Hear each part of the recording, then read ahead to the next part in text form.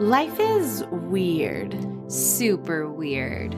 So, what did we decide to do with our fascination for the strange and unusual? We made a podcast about it. This is Weirdify. Now, let's get weird. Welcome to Weirdify. hello. Welcome to Weirdify. Welcome to episode 22 of Weirdify. Episode 22. I can't believe it's episode 22. That's a lot. I don't have words. You don't have words? No. I have words. Okay, what are your words? How was your pizza that you just ate? Pizza was so good. It was so fucking good. It was great. Thanks for asking.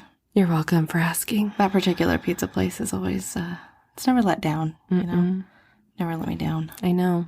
I mean, pizza rarely does, but... I've had some not so great pizzas, but I normally just don't eat not so great pizzas. You know what I mean? Right, because you have it once and then you're like, nah. Yeah, and then you know. And I know that Alex is a pizza connoisseur. I was trying to think of a really cool title for that, but I couldn't think of anything. Connoisseur seems appropriate. He is definitely a pizza connoisseur. I swear he could have pizza for breakfast, lunch, and dinner. Yeah, I don't blame him. Pizza's delicious. Yeah, it is. Yeah. So episode 22. I don't know why I keep wanting to ask you if you want to say what we're talking about. Yeah, I don't know why either. Okay, so then I'll say it. We are going to discuss weird mutations. And I know I've said this, but I'm going to say it again. This is a very difficult topic, but it's okay.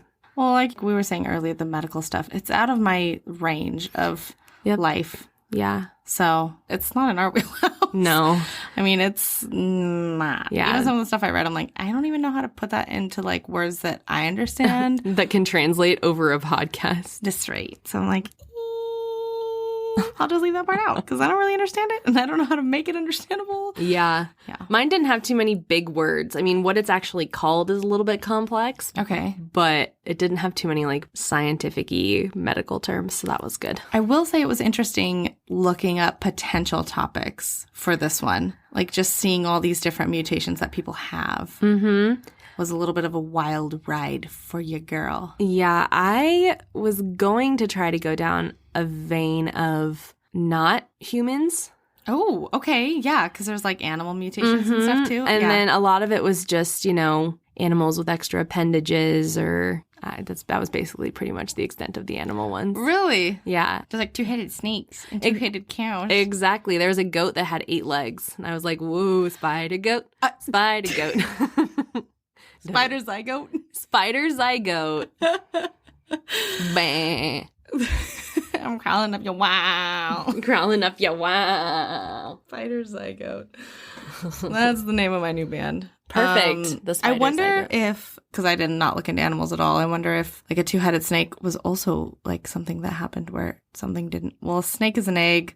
I don't want to sound like an idiot, but I don't know. You know how we were talking about the cells and how it doesn't divide all the way? Something like that. Maybe because... But I wonder if that's more of a mammal If you thing. break open a chicken egg and you look at the yolk, there's a little white dot. Mm-hmm. And that's what would have been a chick had it fertilized. So I wonder if that's the case in a snake egg and there's 2 little, I don't want to say embryos, but 2 little dots show up in one egg. Kind of same concept as identical twins, but it's then it splits or it doesn't know how to do it because it's just one egg is supposed to house one snake. I don't know. So I just learned that eggs only ever turn into chickens if the rooster fertilizes it. Mm-hmm. So I doubt that every egg that we buy from the grocery store is fertilized. No, that's not what I'm saying. No, I'm saying if you open an unfertilized egg and you look at just the raw yolk, in the yellow yolk, there's just going to be a tiny little white thing, white dot. And so if the egg had been fertilized, that little white thing would have been the yolk? chick. Do you know? I mean, I know you're not a chicken egg expert. I don't know whether the chicken came before the egg or the egg came before the chicken. You don't. Or the mystery lives on. Or why the chicken crossed the road. I can't answer any of those questions. Well, then never mind. Yeah, no, I assume that the yellow part is just the nutrients. I don't even know if that's in there when it gets fertilized, but I don't know. If anyone's a farmer, it's gotta be, right? And has hens that lay eggs and lay fertilized eggs, what happens? Tell us what happens. I'm sure we could Google it, but it'd be much better to hear it from somebody else. I would agree. It would be much better to hear it from somebody else. Yeah, no, I wasn't talking about fertilized eggs. I was talking about non-fertilized, but that's okay. Okay. Well, I just recently learned this, like within a few days. Like 2 days ago I learned this. Mm-hmm. So I don't know. Yeah. I just thought that all of them, same thing, were fertilized. Well, I didn't even realize, I mean, I sound like an idiot, but I didn't realize like that they needed to be fertilized. Like I assumed the egg comes Just did its out thing. and then it's going to turn into a chicken if you heat it up. Yeah. I think at one point I thought that the mother hen had to sit on the egg. And that's how somehow it like the incubated magic of it, a and chicken it just butt? yeah, the magic of a chicken butt. She says to her egg, guess what? Guess what? Chicken Chicken butt. That was a chicken tangent. That was a bit of a tangent. Yes, that was a. I'm trying to make chicken puns. Me too. And it's not working. It's not. They all I can think of failing extraordinarily. I was going to say something very similar, so now I don't want to piggyback off of that same joke. Just with a I'm different just word. winging it over here. All right, that's probably good. I have nothing. This is not a pina colada situation. I guess not. Well, okay, they all can't be diamonds. Maybe if you peck inside your head a little further, you can find a couple. They're coming out of Amanda. They're coming out of me like lava. They're coming out of her like lava. Some kind of lava. Something. Yeah. Some kind. Maybe I was gonna. Never mind. What was it? I was gonna say maybe it's instead of lava, it's just the inside of the yolk of the egg that we don't know what it's for. It's coming out of me like the yolk of the egg that we don't know what it's like for. Yolk. Amanda's yolk. Amanda's yolked. That's not very funny though. Coming out of me like yolk sounds very weird. It's coming out of me like yolk. I wonder what yolk means in Urban Dictionary. Ooh, I would say like what comes to my mind is like yoked. Like yeah, like someone who's super swole or works out a lot. Yeah. Same thing came to my mind. I was like, oh, that's probably exactly what it is. A super swole dude. That dude's totally yoked. Totally yoked. Totally yoked. Totally yoked. Totally yoked. Wow. Well, shall we diverge from should we break off from this tangent of chickens and then dive into that sounds excellent. That's what I was gonna do, but then you said extraordinary. It's like now just sounds like I can't come up with my own material, but it's okay. I mean, specifically the egg pun would work for many words, so the egg is on your face. No, it's on your face. No, it's on your face. No, it's not. Okay. All right. Okay, all right. What is it, Haley? No ums. No ums. No capes. Can I leave that part in? Yeah. Okay. That's kind of why I said I was like, how can I make this where it's like not deletable? Not just another Haley Okay. So we talked about animals and their weird mutations and things like that, but I am going to stick to human mutations. Okay. And the topic of mutations in humans, or just in general, ranges from things as common as blue eyes in a person to, like you said, the two-headed snake, kind of everything in between. And the mutation I'm going to cover is a bit sad. I did get a little bit dark. It's definitely sad. Okay. But part of this podcast is to learn about new things, no matter how unfortunate they are, right? Right. So this week I am going to be covering harlequin ichthyosis. Okay. It is a genetic disorder or mutation that results in thickened platelets of skin that show up over the entire body at birth. Think like an armadillo, sort of. Okay. Or like a terrazzo tile. And there's just like different little shapes of different material that kind of cover that surface. Okay. Same concept when a baby's born. The pictures are really sad. What happens is that the skin, like I said, develops in large diamond-shaped patches that are separated by deep red cracks. I saw this one. I didn't look into it at all. Yeah, so you know what I'm talking about. The pictures are really, really sad. They're really sad. Oh my gosh. Yeah. Okay. All right. Let's dig into this one. So what happens is that the skin develops in large diamond-shaped patches that are separated by deep red cracks. It affects the shape of the eyes, nose, mouth, and limits the ability of movement in the arms and legs. It can also lead to restricted movement of the chest, which is why respiratory issues are fairly common. This is the most severe form of ichthyosis, which is defined as a group of disorders that are characterized by scaly skin. Harlequin ichthyosis, it's caused by a mutation of the ACBA12 gene, which belongs to the group of genes that are responsible for making the proteins that transport molecules across cell membranes. The gene is active in multiple types of tissues in the body that include testes, placenta, lungs, stomach, and the fetal brain and liver, and then, of course, obviously our skin cells. The ACBA12 gene loses function, and therefore the proteins cannot transport the lipids out of the cells to the outermost layer of the skin. Newborns with harlequin ichthyosis are born with armor-like plates across their outermost... That's okay, babe. Outermost layer of skin, and they have severe deformities of their cranium and face. The ears may be underdeveloped or sometimes completely absent, as can the nose. Is there holes? It looks like the ears are more holes. So the lower eyelids and lips may be averted, meaning that they turn outwards, which makes the child very susceptible to infections. Sorry, the eyelids and the lips? Mm-hmm. So the lips turn outward.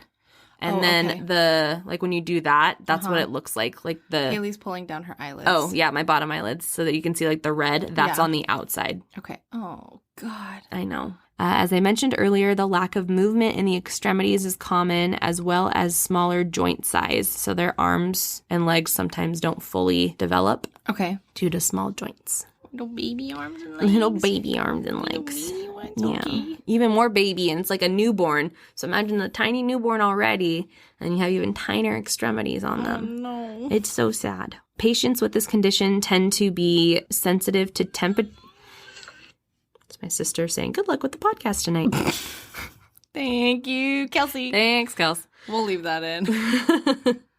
As I mentioned, fudge nuggets. Patients with this condition tend to be sensitive to temperature changes due to the hard, cracked skin, which prevents normal heat loss. Sorry, did you say temperature changes? Mm-hmm. Oh, okay. So as you and I would feel hot or cold, their body has a really hard time regulating temperature. Okay. So they usually need help with that, be it a fan, humidifier, so on and so forth. Okay. Why? Do you know? I believe it's because the hard platelets don't allow the skin to fully like stretch and develop and breathe, and that's covering a significant amount of surface area when the baby is born. Okay. And then the cracks on the inside are extremely like raw, and so the skin itself can't absorb the moisture and the air and be able to regulate temperature, and because then maybe it's like just a hot and cold differential affects like the cracks because it's like more sensitive skin. probably I'm guessing. I don't know. because it's very, very, very new like Okay. skin. Okay. Okay. Thank you. You're so welcome.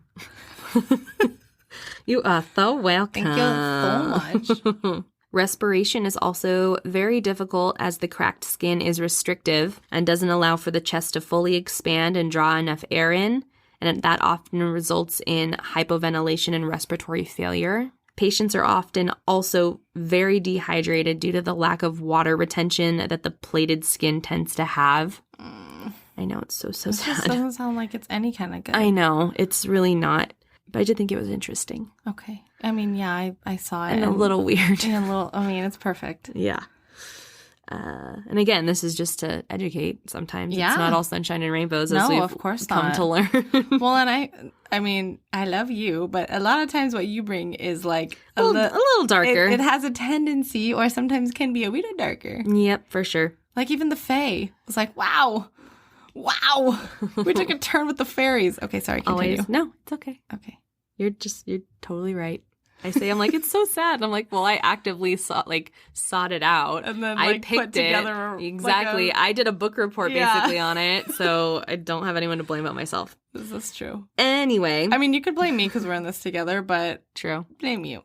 It's fine. Just blame me. It's cool. The condition is normally diagnosed by physical examination after birth, along with genetic testing, but an ultrasound or amniocentesis can help diagnose the condition before birth. Oh, okay. It is autosomal recessive, meaning that 2 copies of the abnormal gene have to be present in both parents for this to develop, and therefore must be inherited by parents who are the carriers. Okay. The first documentation of this condition was in a diary entry made by American Reverend Oliver Hart in the year 1750, which I was kind of surprised at. I didn't realize it had gone that far back, but I mean, I guess if it just is a random genetic mutation, that it's probably been around. I feel like the sad thing is stuff like that. Well, I mean, you're about to probably elaborate on it, but I feel like mutations were so, I mean, not that they're praised in the society that we live in. Yeah. But like, you were damned Right. Or like, oh, right. you're They this, thought you were you're- some sort of like demon Exactly. or like spawn of Yeah. whatever. Which is just so cursed. even more devastating. Yeah, because they couldn't rationalize, oh, this is biology, this is science. And to be fair, you know, I mean, not really, but it's not that science had evolved to like the place that it is now. But yeah, they would definitely, I would say, chalk up a lot of things to like demon or witchcraft. Yeah, exactly. Yeah, for sure. Yeah, which is even more sad, I feel like. Yeah. But We've okay. come a long way, dear. Not far enough in my eyes, Not but far enough. We have come some. Yeah. A person suffering from harlequin ichthyosis requires constant care. Approximately half of those affected die within the first few months. Oh. I know. But treatment can help support the chance of survival. Children that do make it through the first year tend to have long-term problems, including red skin, permanent shortening of joints, and delayed growth. The hard platelets do actually fall off. Oh, I think I touched wow. on that, but they do actually fall off, but then it's just completely brand new skin. Oh my gosh. Do they reform platelets? Is it like an ongoing thing? Okay. No, I don't know why they just end up falling off. Painful, do you know? I'm not sure. I would imagine so, or it depends. Maybe it's like a scab or I feel like something? it comes off in like within that first year. Okay. Oh, okay. I So think they don't even so, remember. So they may not. Yeah, I mean, they Okay. obviously were probably feeling it when it happens, but afterwards, I don't think it's an issue, and they don't. Okay. Yeah, they don't regrow. At least from what I gathered. Okay. They can undergo different treatments to help alleviate the discomfort. Normally, a humidified incubator is used. The condition affects around 1 in 300,000 births. Sometimes a breathing tube will be fed into the patient's body and will remain there until the nostrils have fully developed and are strong enough to function normally. Okay. Feeding tubes are also required until the clabium or outturning of the lips resolves and breastfeeding can proceed as normal. This part freaked me out. I felt it made me feel even worse. This is already so sad, but this makes me even sadder. So there have been reports of autoamputation, which is the spontaneous detachment of a limb or organ from the body. And also, Okay. Oh my God.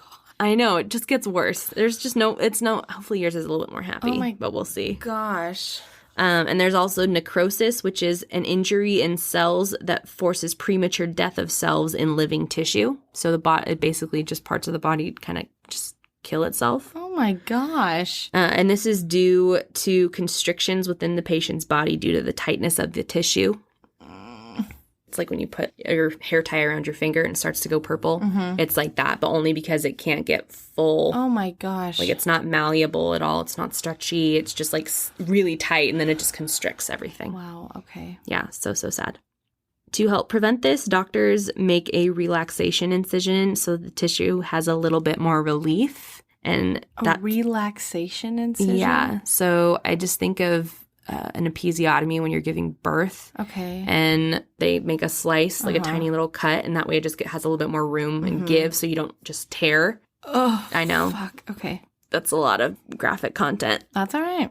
It's not suitable for children. Yeah. People should know that by now. Yeah. Ugh. And so, they just make a little relief cut so at least it has a little bit more give and Okay. won't just continuously constrict the parts of the body. Incision. Ugh. All right. Yeah.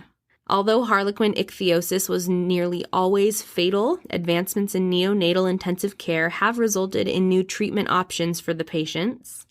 The oldest known survivor is Nusrit Shaheen, who is also referred to as Nellie, who was born in 1984 and was still in good health as of June of 2021. It is still looked at as quite a severe disease, but as time and treatments move forward, the number of survivors grows. Wow. Okay. Well, that is a happy So that's a little bit of a ending. happier ending. Thank goodness. Yeah, because it was all just terrible. It just kept getting worse. Well, it's just so, I mean, I guess, I don't know. If you're so young, it's kind of like it is what it is. But then if you can survive past it and then you're still going to have all these problems. Yeah. That's rough. So I'm thinking it says it's autosomal recessive. So if we go back to biology class, we have, like big B, little b for dominant and recessive traits, yeah. right? So wow. That took me back to sophomore I year when know. I met you, Haley. I know. Oh we my really God. came full circle right now. Full circle. So I'm thinking, obviously, like say mom was big B, little b, and dad was big B, little b, because they couldn't have been little b, because then they would have had to have it.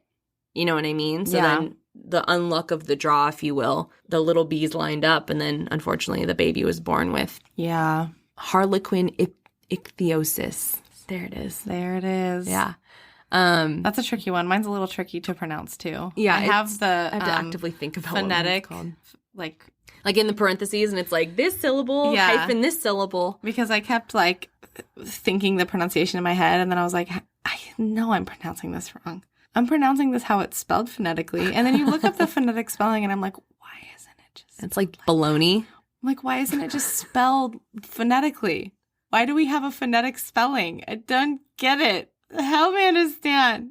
Latin? I don't know. The English language is a mixture of a bunch of different dialects. So it's a melting pot of some sounds. And I mean, it's like we were talking about, weren't we talking about this the other day? We were talking about ha, ha, ha, ha, but people who speak Spanish will text J-A, J-A, J-A because the H sound is J. Yeah. So, I don't think that was me, but I know what you're saying. Oh, I forgot who I was talking about then. Oh, I was watching a comedian. That's what it was.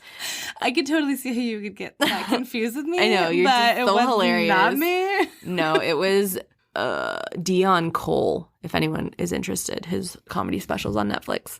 But yeah, he was talking about, he was like, yeah, my friend was texting me and he was like, oh no, it was his gardener. Oh my gosh. And he was like, this is getting unintentionally racist, but that's okay.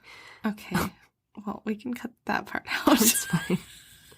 Anyway, yeah, he was talking about how he responded. He was like, oh, J-A, J-A, J-A, ha, ha, ha, ha, ha. And then he was like, what's ja, ja, ja, ja, ja, ja, ja, ja, ja. And then he's like, and then I realized, I was like, oh, ha, ha. Yeah. So, wow. Anyway. Wow. Sorry, that was definitely not you. That's all right. That's okay.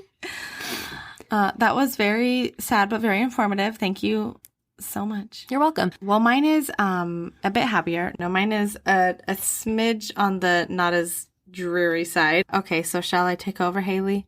Take it away, Ernie. All right. So this one was also tough for me. I thought this topic would actually be easy. I did too. I don't know. I underestimated it for sure. I really underestimated mutations. But when I started searching, I was like, this is a little bit hard. And then I randomly remembered a mutation that I've seen my whole life and I've actually always thought was beautiful or just like very unique looking. Mm-hmm. And so I thought, okay, let me dig into what I've actually been seeing. Mm-hmm. So vitiligo, and it's probably something that you have seen too. Oh, this is so cool. Yeah, I know exactly what vitiligo is. Yeah, and I actually just saw it the other day at Starbucks. It's very common. A young girl. It's apparently it happens in 1% of the population, but I find that your face. Sorry. No, I know. I see it all the time. I don't understand that statistic. Like, I feel like it happens in more than that, but that's what the interwebs say. I mean, if you think about how many people are in the world and you think of 1% of that, that's still a lot of people. That's true. You know, I don't know. But I don't know. I feel like I have seen it, like I said, many times in my life. So I was surprised that it was only 1%. But yeah. Ooh, I'm excited. Okay. I didn't even think about vitiligo. Oh, great. I'm so glad you're covering it. So vitiligo, it's a mutation that causes skin pigment loss and discolored white patches that can occur anywhere on your body, face, arms, legs, torso. It can even affect your hair or the pigment, and I did not know this, on the inside of your mouth and nose. Woo! Uh-huh. It results in a mutation in the AIRE1 gene. Genes. Don't ask questions about that. Genetics. Don't know what that is. Genetics. So how we get our skin and hair pigment is from melanin. And what happens when you have this mutation is that the cell that produces that pigment dies or completely stops functioning. And the surrounding cells can also die, so the skin color loss can start with a small patch, which is how it usually starts, and then spread. And while it's more noticeable in people with darker complexion because of just the variation of color, this mutation can happen to anybody. There are several types, so I'm just going to kind of talk about a few different types and just like a brief couple words about what they are. So universal, affecting nearly all skin surfaces. Generalized, and this is like universal vitiligo, generalized vitiligo, but I'm just not going to say vitiligo so many times. That's fine. I totally get it. Okay. So generalized, which is the most common type where the patches occur just anywhere on the body. Segmental, where only part of the body or one side of the body is affected. This affects only about 10% of cases. Localized, where only a few areas are affected. Acrofacial affects the hands, face, and toes. Mucosal, affecting the areas around openings like ears, eyes, nose, that kind of thing. And that one's kind of interesting to look up because it will just be like around the mouth is just white. Around the eyes is just white. I didn't know there were different types, if I'm being completely honest. Neither did I. I thought it was just all general. Or like, just that it's just like the same thing over and over again. Yeah, just in different areas, I guess. Yeah, same. And then lastly, focal, where there are just a few spots and the spots are symmetrical. There is unfortunately no cure. And like we were saying, it affects 0.5 to 1% of the population. It seems like such a low statistic. I know. It really does. Really, really does. I have, which makes me wonder how many freaking people there are on this planet. That's what I'm saying. I'm like, I have to think about it in like, okay, there's 6 billion or whatever the crazy number is people on the planet. Right. It's probably more now because it's so overpopulated, but that's the only way I can like rationalize like 1% being a lot of people. Right. Or that a lot of people that we've seen in our lives. Or like, exactly. I just casually saw it Starbucks. Like I know 1%, like most of that 1% is not just in San Diego. Right. It can't be. Maybe it is. Maybe. Who knows? I don't know. Who knows? This commonly appears in 10 to 30-year-olds, but can develop at any age. 10 to 30-year-olds? Wow. Okay. Or like that's when you might start seeing the onset of like these patches. Interesting. But it can develop at any age. It's just more common in that range.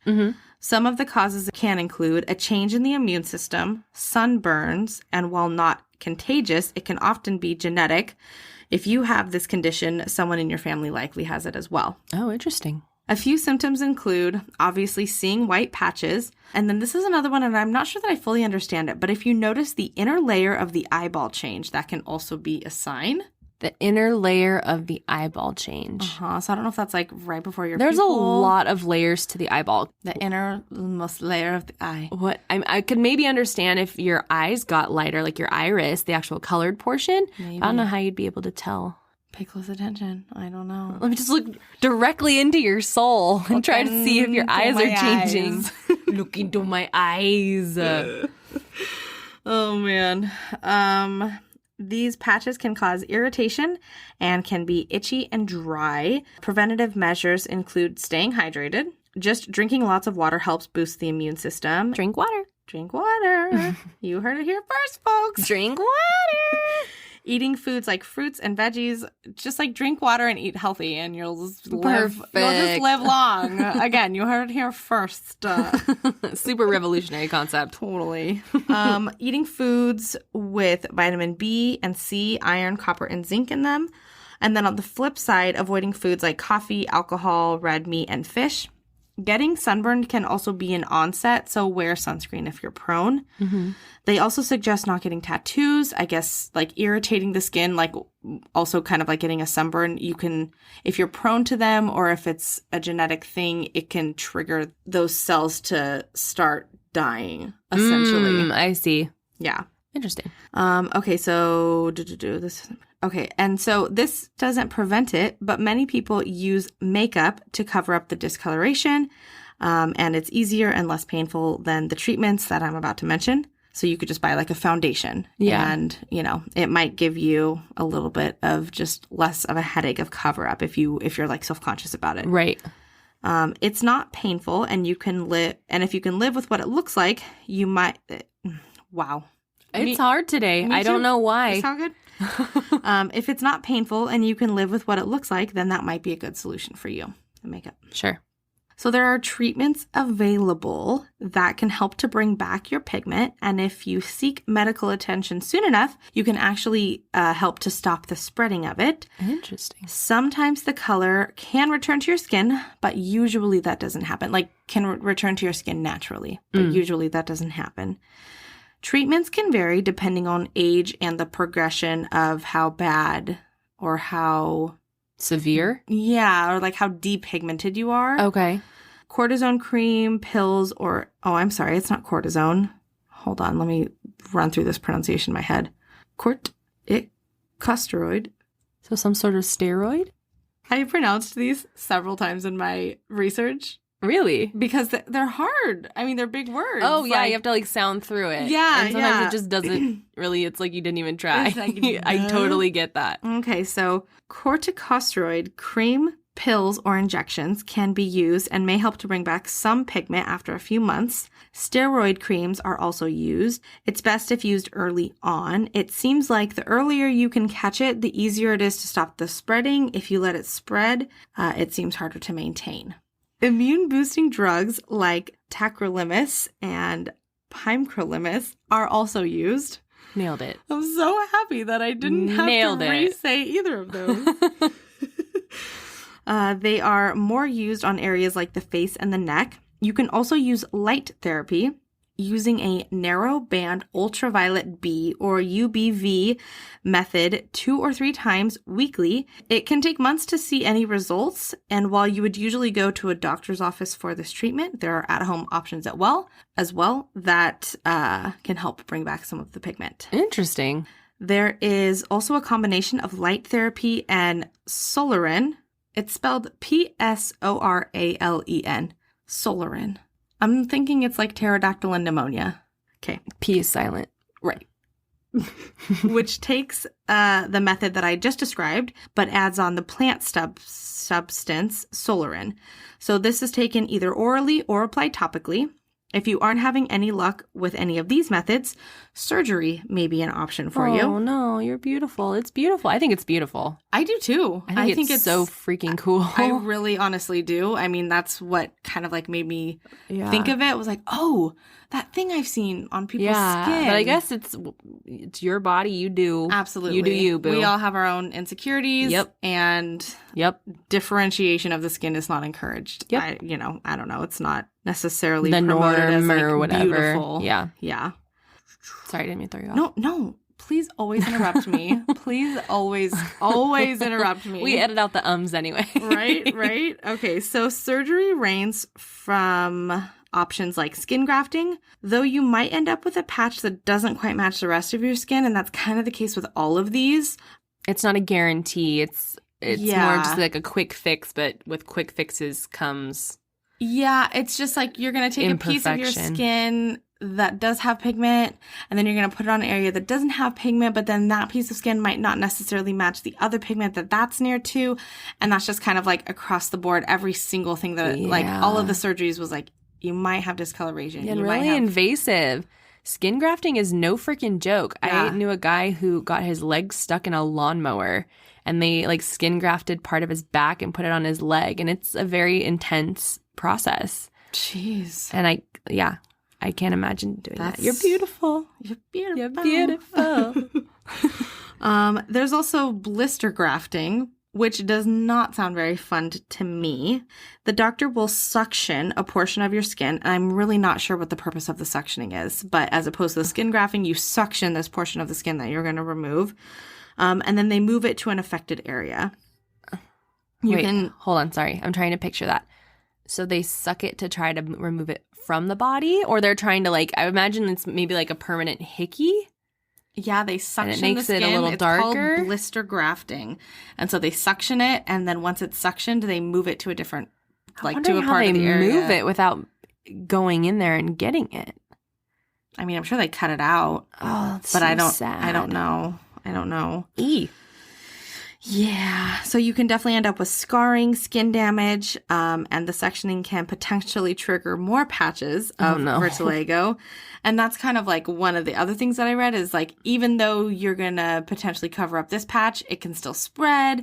It's kind of like a never-ending battle, if you will. Don't poke the bear. Yeah. So you can still end up with an area that doesn't quite match the rest of your skin. And then the final surgical option is cellular suspension transplant, where your doctor removes tissue on a portion of the skin that has pigment and then transplants to the designated area that doesn't have pigment. Again, you can end up with uneven skin tone and scarring, but should see results in a few weeks. There are medications in the work right now to help increase the chances of pigment returning called afamelanot. Nope. I was going to be like, you got this, girl. Afamelanot. Okay. afamelanotide. Sure. I wouldn't have known right or wrong. I would have known, been none the wiser. Oh my God. Sounds perfect to me. Sure. Medical complicated wordy word. So alpha-melanotide and prostaglandin. Perfect. E2. Nailed it. That will go, thank you, my biggest fan. That will go underneath the skin to help restore color. In severe cases, people may opt to just remove the pigment entirely from the unaffected areas. Once or twice a week for about 9 months, an agent that depigments your skin is applied, removing any remaining pigment. Side effects may include swelling, itching, or dry skin, but if you have enough unpigmented areas, it may be an easier solution than trying to repigment the rest of your skin. And this is definitely permanent.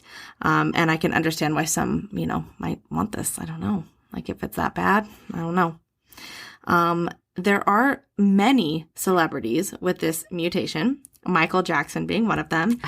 I was holding off on the celebrities that I've heard of and know about because I was like, she's probably going to cover them. Michael Jackson was my biggest one. Yeah. So he is actually Yep. It's actually the reason that his skin turned white. Mm-hmm. And some people say that he got his skin bleached, but that's never actually been confirmed by his or his family. His son, Prince Jackson, Wow. One more time for the cheap seats in the back. One more time for the cheap seats in the back. His son, Prince Jackson, inherited the condition, though his other sons have shown no signs. John Hamm is another celebrity with vitiligo. No way! I was hoping that would be a surprise. I know, I had no idea. But then when I looked up pictures of him with the tag vitiligo, you can see there's some starting around one of his eyes. Whoa! I like John Hamm. I love me some John Hamm. Yep. Oh, I had no idea. That's a cool one. And my next sentence is if you look at pictures, you can see depigmentation around his eyes. Perfect. Joe Rogan, Steve Martin, Holly Marie Coombs, who was in Pretty Little Liars, Thomas Lennon, and Richard Hammond are just a few of many celebs. Wow, there's some big names in there. Rare mutation. Like I said, I have always thought that this was pretty, but I can see why people might be self-conscious about it and how it looks, especially depending on where and how severe the case is. We live in a society that places so much value on appearance that it's not really a mystery why there's so many ways to undo your own nature. Mm-hmm. I know I am just one person, but I am one person who finds beauty in this rare mutation, and I hope others do as well, so people feel more confident and beautiful no matter how they look. Aww. That's how. Golf clap. Haley's soft clapping. I was surprised that you didn't cover that supermodel. I just didn't know her. I saw her come up in the list, but I've never heard of her before. I don't even remember she was her on name. America's Next Top Model, I think is how she got her start. And now she's big. And hers is beautiful. It's very symmetrical, at least from what I recall. But she's an African American woman, mm-hmm. and hers it's very pale. So it's literally a brown and white, complete mm-hmm. stark difference. But I think it's gorgeous. I can't think of her name. Searching. Amanda's doing some searching. This one? Yes. Winnie Harlow? Winnie. Yeah, that's her. I think she's beautiful. Yeah. I had just never heard of her, so I wanted to keep it real and just only talk about people that I had heard of, So I was looking up the list. I just didn't want to include random names. I was more surprised because I assumed that since she wasn't on your list that she didn't pop up, and I was like, why didn't she pop up? She's so incredibly famous. She did, and she comes up in a lot of the pictures when you Google images celebrities with it. Yeah. But I have never seen her nor heard of her. I'm still floored by the John Hamm piece. Yeah. Wow. A boy. A boy. We love you, John. You're beautiful. Yeah. I'd make a ham sandwich for sure. Wow. And there you have it. Yeah. There you ham it. There you ham it. God damn it. Have you ham enough? No, I'm still piggybacking off of your joke. I give up. I'm not full of the puns today. I'm unpunny. You are never unpunny. Don't say that. I have a joke for you. Oh my gosh, I'm on the edge of my seat. My ham seat. What does a deaf gynecologist do? Okay. I guess my question is why do you need to hear to be a gyno, but please tell me your joke. They read lips. That was great. You're welcome. That was beautiful. Yeah. Thank you. It had nothing to do with the topic, but it just popped into my head. Thank you for sharing. We can keep it in. We can take it out. Nope, we're definitely leaving that one in. That's a golden treasure. That's right one of there. the jokes you tell around Thanksgiving, like family dinner table. Oh, absolutely. Your 80-year-old grandma will get a kick out of it, I'm First sure. interview. Absolutely. Oh, yeah. Totally. Meeting, brand new Special people. skills, hilarious. Hilarious. Yeah, absolutely. Thank you for sharing that, Haley. You're welcome. Well, Mutations has been a ride. Yeah, we went ham. Oh, my God. We sure did. We went John Ham. We went John ham. Thank you so much, everybody, for joining us for another round of Weird She's. Yes, thank you for joining us. This was another slightly shorter episode, but still informative. If you have any weird mutations, if you know of anybody else with any weird mutations and you want to tell us about it, please write to us at weirdifypodcast@gmail.com or send us an email on our website. You can send us an email from weirdifypodcast.com. Yes, from our website? Our website. Weirdifypodcast.com. Yes, you can also suggest topics there. Yes. We have a list of some already, but we are bumping some to the front Based for off of specific reasons that you will be so privy to very soon. Yes, so privy, most privy. Most privy. But yeah, we want to hear some new stuff, some fun stuff. Yeah. Give us new ideas. And just say hi. And say hello. We see you guys tuning in and we will just love hello. And how'd you find us also? Yeah. How did you find us? From all these states. Yeah. How And did you countries find too. us? Where sounds creepy. I was gonna be like, where do you live? What's your social security number? And your date of birth. And your date of birth. Your bank account number. Your mother's maiden name. Right. And where you went to high school.